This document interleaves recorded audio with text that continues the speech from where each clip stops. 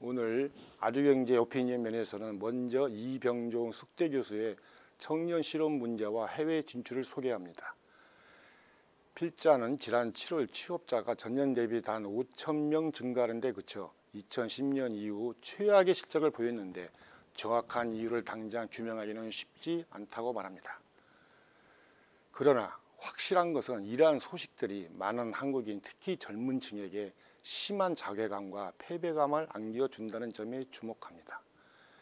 이에 대한 해답을 찾기 위해 소득주도 성장론을 바탕으로 정부의 재정 기능을 확충하고 공공 분야의 일자리를 늘리기 위한 시도가 이루어지고 있습니다. 문제는 이러한 노력이 과연 원하는 성과를 거둘까 하는 점에 있다고 필자는 강조합니다. 필자가 보기에 해답은 외국에 있는 것 같다고 합니다. 최근 한 졸업생의 경우에서 이를 확인할 수 있습니다. 이 학생은 남들보다 실력도 출중하고 열정도 넘치는데도 불구하고 국내에서 취업에 번번이 실패한 바 있습니다. 수많은 좌절 끝에 거의 자포자기 심정으로 독일행 비행기에 올랐습니다. 사실은 조금 도피성이었고 어쨌든 한국을 탈출하자는 심정이었을 것으로 필자는 짐작합니다. 그런데 놀랍게도 출국 후 불과 몇 개월 만에 한국의 유수한 재벌 기업의 현지 지사에 취직했다는 반가운 소식을 알려왔습니다.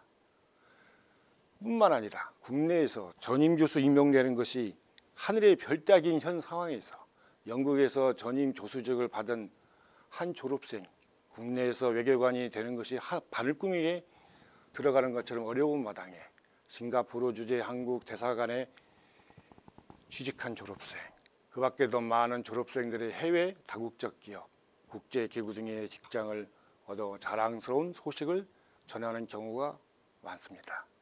꼭 해외에 나가지 않더라도 기회는 있다고 필자는 강조합니다.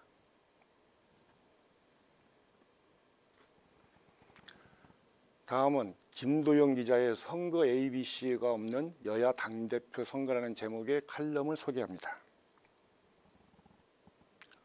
우선 부제가 유력 후보 뒤에 줄 서느라 선거 중립 망각한 정치권이라고 되어 있습니다.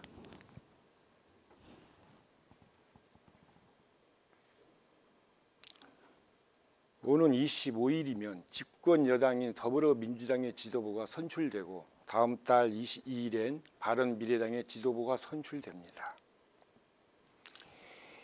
이번 전당대회에서 선출되는 당 대표는 2020년 총선의 공천권을 행사하는 막강한 권한을 갖게 됩니다. 때문에 유력 후보들의 뒤에 줄을 서는 모습도 심심치 않게 보입니다.